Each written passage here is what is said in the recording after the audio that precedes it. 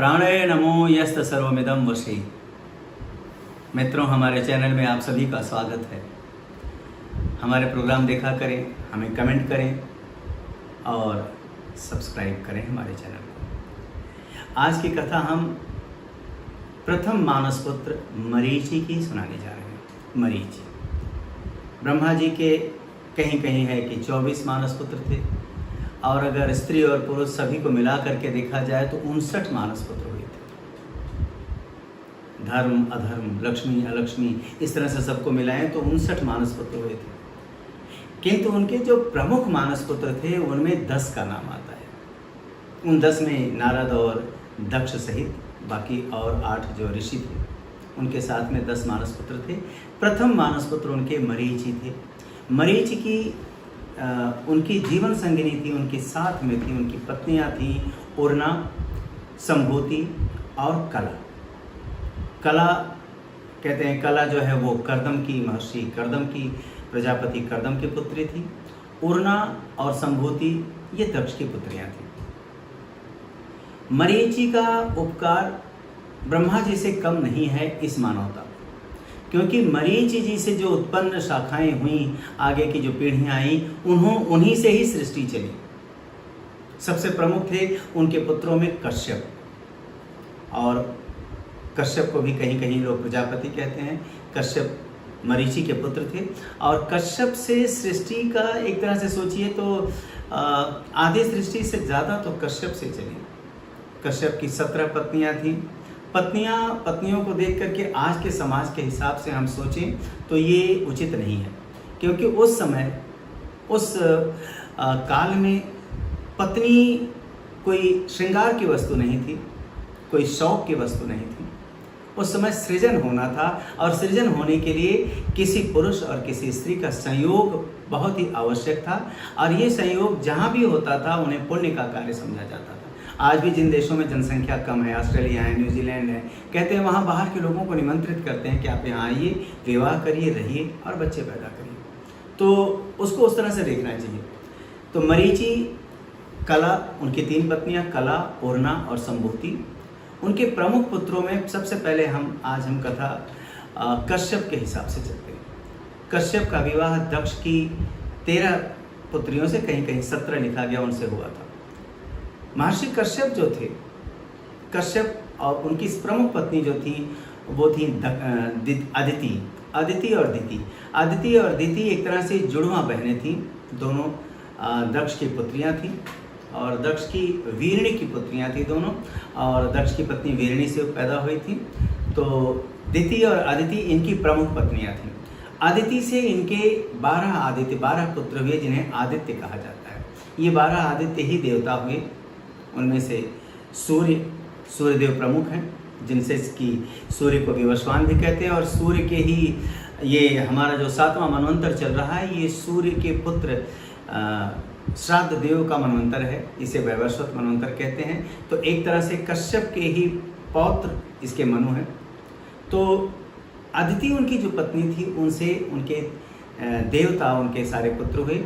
और जो दिति थी, दिति से दैत्य हुए। देवता और दैत्य, यहाँ ये जो है, अधिकतर लोग दैत्य को राक्षस समझ लेते हैं, शैतान समझ लेते हैं। ये बात गलत है। दैत्य नाम उनका दिति के नाते, माता के नाम से। दिति माता थी तो दिति के पुत्र दैत्य कहलाए। जैसे देवकी के पुत्र देवकी नंदन, यशोदा के पुत्र यशोदानंदन, पृथा के पुत्र पार्थ कहलाए तो पृथा के पुत्र पार्थ कहलाए। कुंती के पुत्र को, कुंती का ही नाम पृथा था, तो कुंती के पुत्र को कौंतेय भी कहते हैं। उसी तरह से दिति के पुत्र को दैत्य, और अदिति के पुत्र को आदित्य या अदैत्य, आदित्य या दैत्य उनको कहा जाता था। हम अक्सर दैत्य से जो है, उसी तरह से उनकी एक पत्नी दनु थी। दनु के जो पुत्र हुए, दनु के नाते दानव कहलाए। तो दानव का मतलब ये नहीं था कि वो उनके सींग लगी हुई थी, उनके लंबे लंबे दांत थे और ऐसा। दैत्य, दानव और आदित्य या देवता, ये सब एक तरह से भाई थे, सब सगे किंतु सौतेले भाई थे। सारे जो है एक ही पिता एक थे, माताएं अलग थीं। राक्षस तो एक प्रवृत्ति होती है, राक्षसी प्रवृत्ति होती है। रावण राक्षस माना गया, लेकिन रावण भी मानस पुत्रों में से पुलस्त्य का पौत्र था, और पुलस्त्य बड़े ही प्रमुख महर्षि थे, मानस पुत्र थे। पुलस्त्य जो कहते थे वो हो जाता था। पुलस्त ने ही, कहते हैं कि पुलस्त ने अभिशाप दे दिया था गोवर्धन पर्वत को कि गोवर्धन पर्वत की हाइट पहले जो है 30,000 मीटर थी, मतलब 8,848 मीटर आज की एवरेस्ट जिसको हम कहते हैं सागर माथा उसकी है, और 30,000 की मीटर की उसकी जो ऊंचाई थी।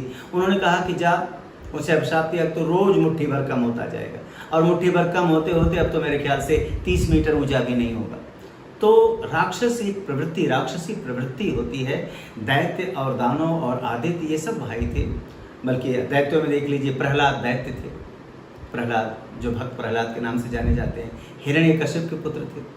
तो हिरण्यकश्यप जो है अजीब, अगर सींग वाला और वैसा होता तो प्रहलाद भी ऐसे होते। खैर एक बार दिति और कश्यप आश्रम में बैठे हुए थे, संध्या समय आया और महर्षि कश्यप गए और बोले कि प्रियतमा मैं जा रहा हूँ, स्नान आदि करके आता हूँ, तुम जो है वेदी को सजा दो, मैं जरा संध्या वंदन करूँ। दिति ने वैसा ही कुछ किया, और जब कश्यप ऋषि स्नान करके आए, जब वो जो है नदी से सरिता से स्नान करके वापस आए, तो माता दिति ने जब उन्हें देखा, उनकी पत्नी दिति ने जब उन्हें देखा, तो उनके मन में अनुराग उत्पन्न हो गया।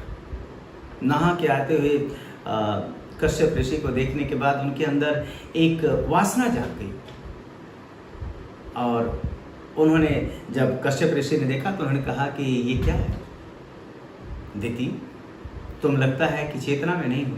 और कहते हैं कि नहीं स्वामी, मुझे आपका साथ चाहिए, मुझे आपके साथ संसर्ग करना है। वो कहते हैं ये संध्या काल है, ये काल अच्छा नहीं है, ये समय उसके लिए नहीं है, ये संध्या वंदन का समय है। दिति जिद करने लगती हैं, उन पर जोर देने लगती हैं, कहती नहीं स्वामी, मुझे आपके साथ इसी समय मिलन करना है। अपनी प्रियतमा को देख करके, अपनी प्रेयसी की, अपनी पत्नी की अभिलाषा को देख करके कश्यप ऋषि क्या करें, उनको मना नहीं पाए। उन्होंने कहा कि इस समय जो कुछ भी होगा उससे जो संतान उत्पन्न होगी वो अच्छी नहीं होगी। लेकिन उनकी पत्नी दिति के दिमाग में तो कुछ और था, और उन्होंने कहा कि नहीं, मुझे आपसे प्रीति है और मुझे आपका प्रेम चाहिए, और अभी चाहिए। कहते हैं कि महर्षि कश्यप और दिति दोनों ने एक दूसरे के साथ समागम किया, संसर्ग किया, और फिर उनसे जुड़वा संतान हुई। जो जुड़वा संतान हुई वो जो दो भाई हुए, हिरण्याक्ष और हिरण्यकश्यप। हिरण्यकश्यप बड़े थे और हिरण्याक्ष छोटे थे। तो कश्यप से ही ब्रह्मा से मरीचि, मरीचि से कश्यप, और कश्यप से हिरण्याक्ष और हिरण्यकश्यप, ये दो भाई हुए। ये दोनों दैत्य, दिति के पुत्र थे तो दैत्य कहलाए, लेकिन सबसे पहले दिति के ही पुत्र हो गए, हिरण्याक्ष और हिरण्यकश्यप। इन सबका योगदान भी अलग अलग है। हिरण्यकश्यप बड़े थे तो उनको राजपाट मिल गया, राजा बन गए। राजा बन गए तो उन्होंने सोचा कि मैं तो कश्यप का पुत्र हूँ, कश्यप और दिति का पुत्र हूँ, मुझसे बड़ा कौन है। तो समूची धरती उनकी हो गई। समूची धरती जो प्रियव्रत की बनाई हुई धरती थी, मनु के स्वयंभू मनु के पुत्र प्रियव्रत ने जिस धरती को 8 वर्षों में बांटा था, 8 खंडों में बांटा था, उन सारे 8 खंडों के 8 प्रकल्प के मालिक हो गए, उसके राजा हो गए हिरण्यकश्यप। और धीरे धीरे वो यही का क्या, उन्होंने अपने आप को सर्वमान्य समझ लिया। उन्होंने सोचा कि मैं तो परमेश्वर हूँ, मुझसे बड़ा कोई नहीं है। तो उन्होंने सबको आदेश दे दिया कि अब इस धरती पर पूजा होगी तो मेरी होगी, किसी अन्यत्र देवता की या ईश्वर की नहीं होगी। मैं ही ईश्वर हूँ, मैं ही सबका भाग्य विधाता हूँ। लेकिन विधि की विडंबना तो कुछ और होती है। उनके पुत्र प्रहलाद, उनके हृदय में, उनके दिल में विष्णु बस गए और वो नित्य विष्णु का ही जाप करने लगे। प्रहलाद बालक थे, छोटे थे। जब ये बात हिरण्यकश्यप को पता चली तो उन्होंने कहा छोटा है, मान जाएगा। उन्होंने कईयों से कहा उसको मनाओ, किंतु जब ये उनका नित्य कर्म हो गया, प्रहलाद ने इसको अपनी आदत बना ली, अपनी दिनचर्या बना ली, तब हिरण्यकश्यप ने कहा कि नहीं, उसे दंडित किया जाए, उसे कैसे छुड़ाया जाए। बहुत सोचा, बस समझ में नहीं आया। अंत में उन्होंने अपनी एक बहन, उनकी 2 बहनें थीं, और कहीं कहीं लिखा है कि सिंहिका, जिनके कि राहु और केतु थे, सिंहिका उनकी एक बहन थी और एक बहन उनकी होलिका थी। लेकिन कहीं कहीं लिखा गया है कि सिंहिका और होलिका दोनों एक जैसी, एक ही थी। सिंहिका जो थी वो किसी की परछाई को पकड़ लेती थी, मतलब कि क्या ताकत थी, विज्ञान क्या था उस ज़माने का कि शैडो को पकड़ लेती। शैडो अगर किसी की देख लिया और उन पर उन्होंने हाथ रख दिया या उसको उन्होंने मजबूती से पकड़ लिया तो आदमी जो है, जो आदमी है वो शैडो के साथ चिपका रह जाएगा और उसे छोड़ के जा नहीं सकता। तो सिंह का हनुमान जी को कहते हैं ना कि समुद्र में जब जा रहे थे तो उन्होंने जो है उनको उनकी परछाई से पकड़ लिया और पकड़ के उनको खाने का उपक्रम बना ली थी। वो तो हनुमान जी ने उनके भीतर जा करके कैसे उनका वध किया, उनको चीड़ फाड़ दिया। तो दूसरी बहन उनकी थी होलिका। उन्होंने होलिका से कहा, होलिका को वरदान था कि होलिका जलती अग्नि में उसको डाल दिया जाए, फेंक दिया जाए, होलिका कभी जलेगी नहीं। तो उन्होंने होलिका से कहा कि बहना तू जो है, अब मैं क्या करूं, इस पुत्र को मैं मारूं, कैसे करूं, अगर मारता हूं तो पुत्र हंता हूँगा, उसको मारने वाला बनूंगा, अच्छा नहीं लगता। तो मैं काम करो, इसको गोद में लेकर के बड़े प्यार से और अग्नि में जा कर के जल जाओ और ये जल जाएगा, तुम तो बच जाओगी। होलिका राजी हो जाती हैं और होलिका एक दिन प्रहलाद को बड़े प्यार से लेकर के दुलार करती हुई और चिता जलाती हैं और उस पर जो है जाके बैठ जाती हैं। लेकिन कहते हैं जाको राखे साइयाँ मार सके ना कोई। तो जिसको भगवान बचाना चाहता है उसे कौन मारेगा। होलिका जल जाती है, होलिका जल जाती हैं। इस दुनिया में तमाम ऐसी घटनाएं हुई हैं, है ना, तमाम घटनाएं हुई हैं। टाइटैनिक जिसने बनाया था उसने कहा था ये ना टूटेगा, चाहे किसी भी चट्टान से टकरा जाए नहीं टूटेगा, और टूट भी गया तो डूबेगा नहीं, मतलब ना ही टूटेगा और नहीं डूबेगा। टाइटैनिक 1914 में जो पुर्तगाल से निकला था, और टाइटैनिक का क्या हश्र हुआ, वो टूटा भी और डूबा भी, दोनों हुआ उसके साथ, है ना। बिल्डिंग इन्फर्नो जो थी रियो दे जेनेरियो में, उसके बनाने वाले ने कहा, सबसे ऊंची बिल्डिंग उस समय की बनी थी, 39 महले की बिल्डिंग थी।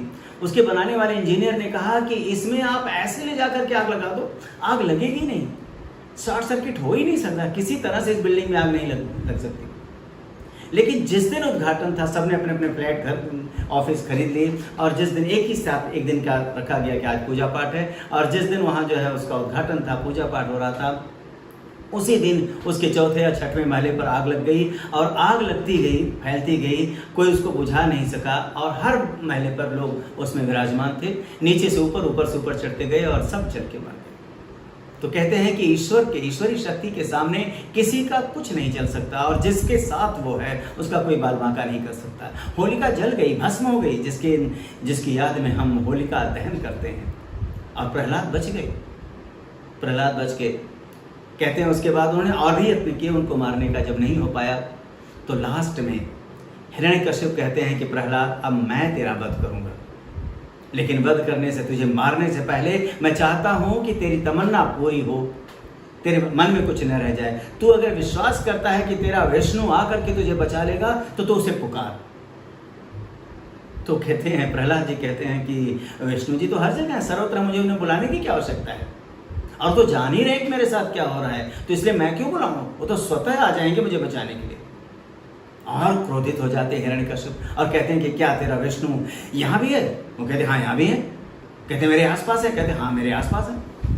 कहते यहाँ कहाँ? कहते इस खंबे में है, विष्णु इस खंबे में है, मुझ में है, तुम में है, सब में है। और ये सोच करके, ये सुन करके जो वो आग बबूला होता है हिरण्यकश्यप, और अपनी तलवार निकालता और निकाल करके जो सामने खंबा होता है उस खंबे को काटना चाहता तलवार से, मारता तलवार, और खंबे के दो उसमें चीर हो जाती है, और चीर होती है तो खंबा फटता है, और उसमें से नृसिंह रूप में भगवान विष्णु अवतार लेते हैं और आकर के हिरण्यकश्यप का वध कर देते हैं।